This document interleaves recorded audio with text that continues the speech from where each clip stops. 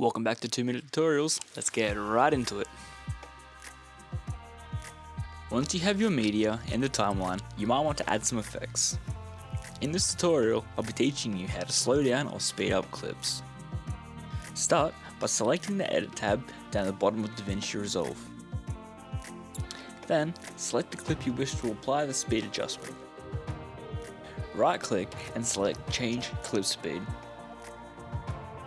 From here, you can drag the speed up or down.